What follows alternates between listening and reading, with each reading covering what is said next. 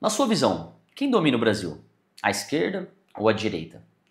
Fica comigo nesse vídeo, eu vou mostrar para você detalhadamente por que nenhum desses dois polos são quem de fato domina o Brasil. E a gente vai entender junto aqui como que a gente pode ser combativo a quem realmente hoje está sentado na maior cadeira de poder, quem realmente está tomando as maiores decisões do nosso país. Então, se você gosta desse tipo de conteúdo, já deixa seu like, se inscreve no canal, para que você possa receber os próximos e compartilhe com pessoas que ainda não sabem que, de fato, nem a esquerda nem a direita domina o nosso Brasil. Quem realmente faz isso é o Centrão. Vamos lá, vamos começar de alguns dados práticos para que a gente possa entender por que o Centrão domina o Brasil.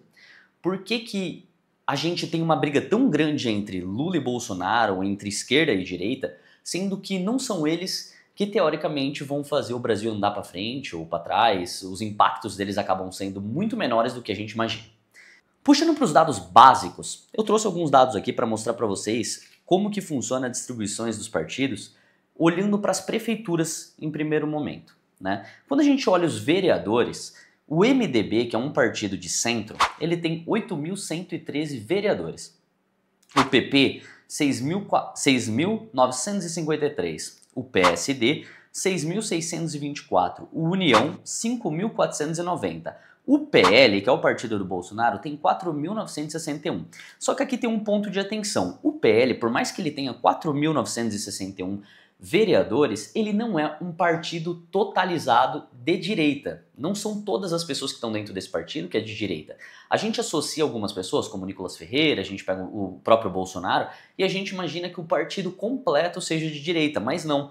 Tem muita gente de centro, tem muita gente, assim, a grande massa do PL é centro. Então entenda que 60%, 70% do que a gente está vendo aqui não são direitistas, são pessoas que de fato vivem o que a gente diz que é o centrão, tá? Continuando aqui, republicanos têm 4.649 e aí tem alguns dados que são importantes. Eu pulei algumas categorias e eu desci lá para o PT. O PT, que é um partido de esquerda, ele tem 3.130. Um partido de direita, eu desci muito mais para a gente buscar um partido enraizado e que todas as pessoas desse partido, teoricamente, são de direita. O Partido Novo tem 263. Beleza? Então a gente já entendeu que nas casas municipais, as vereâncias, né, os vereadores, eles já são compostos por sua maioria centrão. Então agora a gente vai para as prefeituras. As prefeituras, a gente tem um dado também que mostra e deixa claro que quem domina é o centro. Em primeiro lugar, temos o PSD, com 887 prefeituras. No caso, prefeitos, né? O MDB, 853, o PP tem 747, o União, 583, aí chega o PL, com a mesma informação que eu disse anteriormente, alguns são de direita e alguns não, são do centro, tem 516, vamos pular agora para um partido de esquerda, PT com 252, vamos pular mais um pouco para chegar no Novo, que é um partido totalmente de direita, que tem 19. Esses aqui já são os dados para você entender que dentro das prefeituras, quem mais ganha voto são os partidos de centro. Mas vamos lá, agora vamos para os deputados estaduais, tá? Nos deputados estaduais a gente tem o PL, aí aqui o jogo já começa a mudar. Por quê? Essa maior parte do PL de deputado estadual e federal não são igual às vereanças, não são igual às prefeituras. Por quê? Porque aqui o discurso ele é um pouco diferente. Quando você está disputando uma coisa mais municipal, o vereador, quando quer angariar votos, ele vai até um determinado local, leva verba para lá e ele consegue reeleições. Então, um exemplo. Uma escola, independente de qualquer tipo de ideologia, uma escola está precisando ser coberta a quadra de esportes. Quando o cara precisa mudar alguma coisa na escola, o vereador, é uma coisa mais local, o que ele faz? Ele precisa de verba. Essa verba ele consegue através de emendas. Ele vai solicitar emendas que são liberadas para que ele possa fazer a construção dessa cobertura da quadra ou alguma coisa municipal mesmo, uma coisa menor. E isso tem um impacto visual muito grande. Então, pô, eu sou aquela pessoa que tem um filho que vai pra escola e todo dia ele reclama que tá um inferno, que tá um calor absurdo e não tem uma cobertura na quadra. Aí chega um vereador e se propõe a ajudar. Só que essa ajuda, ela acontece de uma forma estranha. Por que estranha? Porque quando o vereador faz essa ação, você tem que entender que isso daí veio através de uma emenda parlamentar que ele fez essa cobertura, ou ele conseguiu esse valor de algum lugar, tá? Mas a gente vai entrar no mérito disso. O que eu tô querendo te dizer é, você consegue observar que o vereador ele faz coisa propositiva e que é visualmente notável. Quando você vai para o âmbito, que aí é onde eu falei que o PL tem 129 cadeiras como deputado estadual, já é algo mais discurso, já é algo mais que você começa a olhar no âmbito das ideias, né? Então, a gente sai de uma discussão, porque esse vereador em si, ele está arrumando uma quadra, ele está arrumando um postinho. Quando você vai para o deputado estadual, são mais as disputas e embates de realmente propostas, ideias, mas o central mesmo são as ideologias, né? Então você observa que as pessoas que mais são bem votadas, por exemplo, você pega um Guto Zacarias, que é um deputado estadual, o que ele faz? Ele é muito combativo às esquerdas, ele fala muito sobre cotas, ele fala muito que ele é contra cotas, no caso. Você pega aqui um Boulos, também foi muito bem votado, que aí já é nos partidos de esquerda. Ele é um cara que realmente defende pautas, ideias e ele consegue uma movimentação das pessoas através das suas ideias. As pessoas gostam do que eles debatem, das informações que eles passam através de debates ou de notas que eles publicam em suas redes sociais. Acontece também isso com os deputados federais, a gente já vai chegar lá. Então eu vou só listar aqui agora os deputados estaduais para você entender, depois a gente pega alguns casos para exemplificar isso. O PT tem 118, é o segundo, né? O PL com 129, o PT com 118, o União 100 cadeiras estaduais, aí vem o Progressistas com 87, Republicanos com 76 e o PSD com 78. Observa que depois do PL e do PT, que são quem mais briga entre si, né? Então isso faz com que eles realmente consigam esse destaque nas cadeiras estaduais. Você observa que vem um grande massa do centrão ali. Beleza, vamos para os deputados federais, que aqui realmente tem um impacto muito grande na sociedade, porque daqui saem algumas leis importantíssimas, e aqui é onde o pau quebra. Aqui é onde realmente a gente tem muita discussão, muita briga, e ali nas tribunas são onde as pessoas conseguem muitos cortes e é onde viraliza muita coisa, e por isso também é normal que partidos aonde tem o seu inimigo em comum, por exemplo, o PT tem o PL, o Bolsonaro como seu inimigo. Já o PL tem o Lula como seu inimigo, ou pessoas que defendem ideologias, por exemplo, de esquerda. Então, de novo, o PL lidera os deputados federais com 99 cadeiras. O PT em segundo com 68, e aí novamente vem os partidos de centro, União, PP, MDB e PSD, né? 59, 47, 42, 42 respectivamente. Então aqui é a mesma coisa. Se você olhar então na parte dos deputados, a gente tem deputado do PL liderando as duas casas, né? Tanto a legislativa estadual quanto a federal. Nos senadores, muda um pouquinho. Nos senadores a gente tem o PSD liderando com 15 cadeiras, o PL com 13, o MDB com 11, o PT com 9, o PP com 7, o União com 7 e o Novo com 1. Os senadores, eles têm um impacto muito, muito positivo caso eles estejam num trabalho em conjunto. E por que eu digo em conjunto? Quando tem uma oposição muito grande, muita coisa no Senado não anda, né? Um exemplo do poder do Senado, o Senado é a única casa que pode pedir o impeachment, por exemplo, de um ministro do STF, né? Quem pode pedir é o presidente do Senado. E o presidente do Senado hoje, ele é o Alcolumbre. O Alcolumbre, ele é do União, que é um partido de centro. O partido que mais tem cadeira no Senado é o PSD, que é um partido do centrão. Então começa a entender o seguinte, a gente vê uma briga gigantesca onde a direita diz que ela quer que haja um impeachment de um cara que foi colocado, que é o Alexandre de Moraes, foi colocado por um cara do centrão, certo? Então quem colocou ele lá? Michel Temer. Michel Temer indicou o Alexandre de Moraes.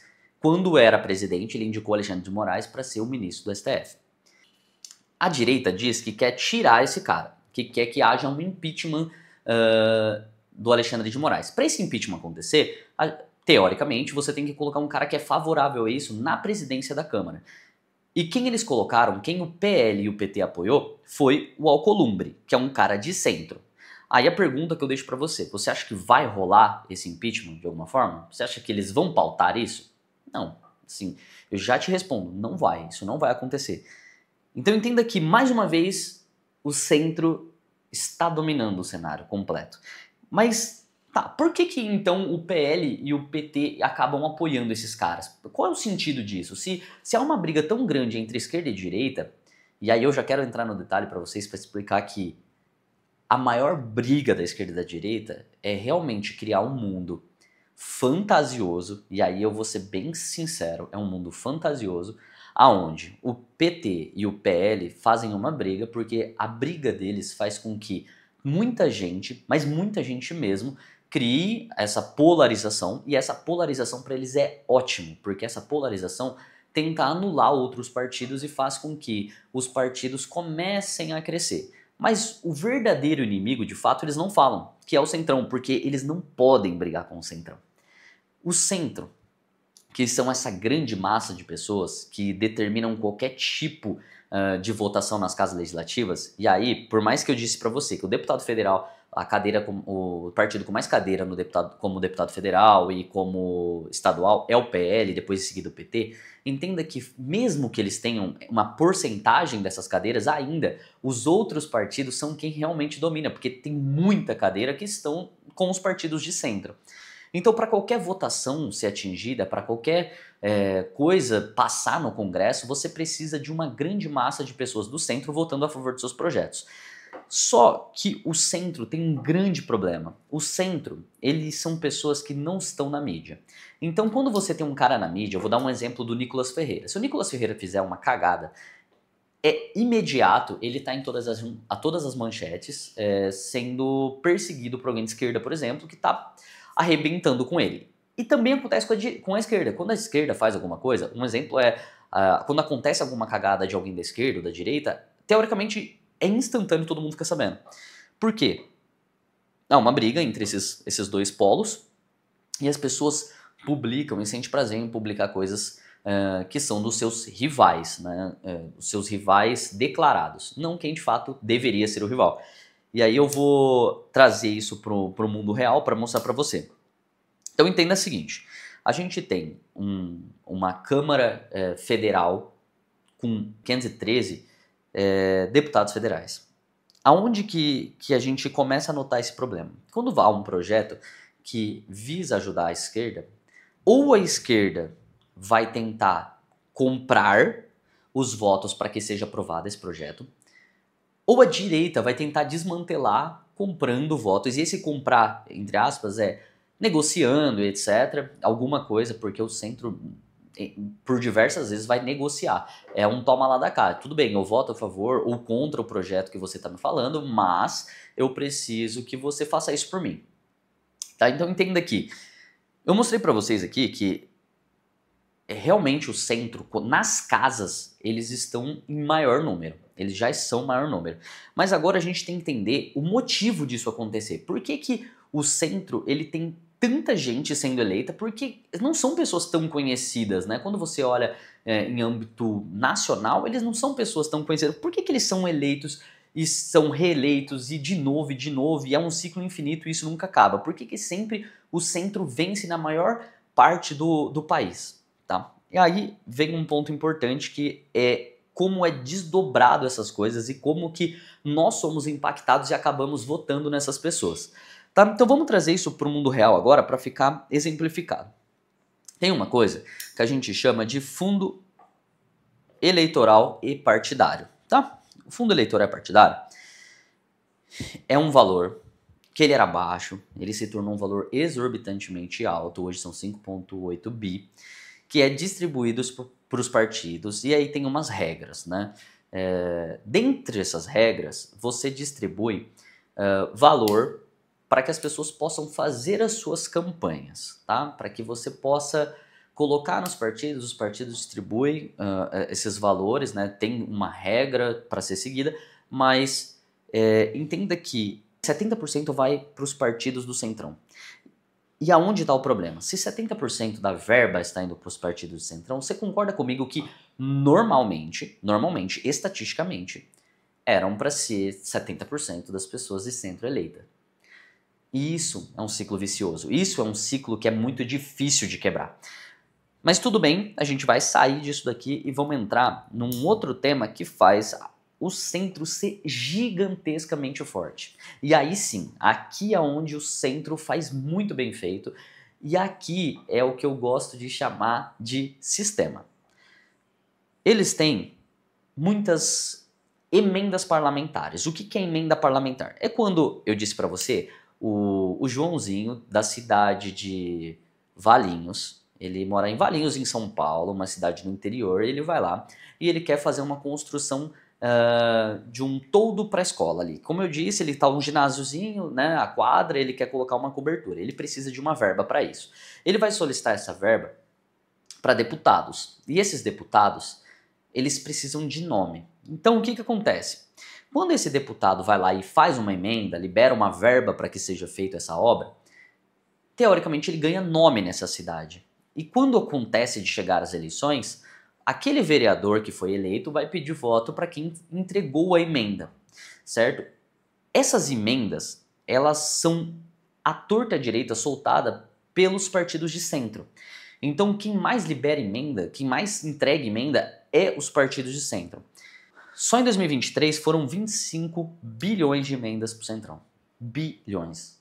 Então entenda que isso aqui, por mais que isso ainda tenha uma ação positiva na cidade, entenda que essas emendas são uma forma de comprar votos de forma legal.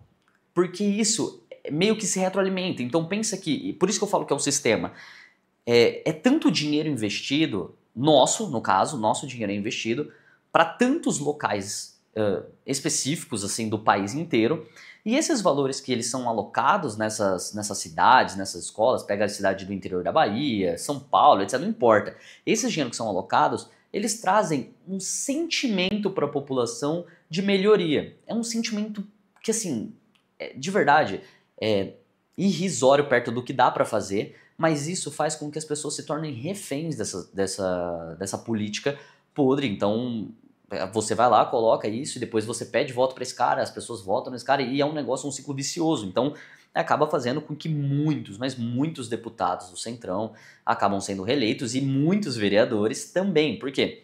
Lembra que lá no começo, quando eu disse, o MDB, que é um partido de centro, ele tem 8.113 vereadores hoje no Brasil.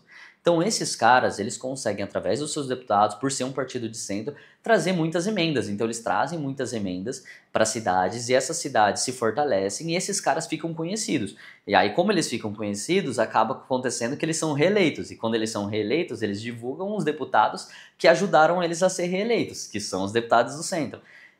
E por trás disso tudo, acontecem as cagadas. Porque até aqui, se você observar bem o que eu falei, eu mostrei um sistema que fazem com que ele se perpetue no poder. Mas eu não disse o quão maléfico é o centro e por que ele domina o Brasil. Então vamos lá, alguns pontos. Primeiro, a troca de favores é gigantesca. Então, quando você acha que o presidente tem total autonomia, não, o presidente pode fazer muita coisa sem o Congresso, mas o Congresso está na mão do centro. Então, quem decide se o Brasil vai para frente ou para trás não é só o presidente, são esses partidos de centro, tá? As trocas de favores que acontecem entre eles. Então, quer que eu vote no seu projeto? Eu voto, mas eu preciso disso. Quer que eu faça aquilo? Troca de favores no âmbito de votação dentro das casas. Ainda tem troca de favores do seguinte, tá, o Bolsonaro vai ser candidato. Aí, chegou um segundo turno entre tem Bolsonaro, você tem Lula. Isso aqui é um exemplo. Aí os partidos de centro fazem o seguinte, gente, quem que a gente vai apoiar?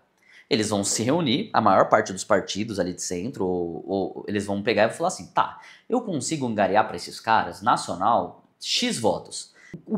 Qual é o impacto que eu vou ter numa campanha para apoiar o Bolsonaro? Vamos supor que eu sou o MDB, eu sou o cara que vou decidir se o MDB vai apoiar o Bolsonaro. Aí eu falo assim, Bolsonaro, ó, eu posso te ajudar com isso.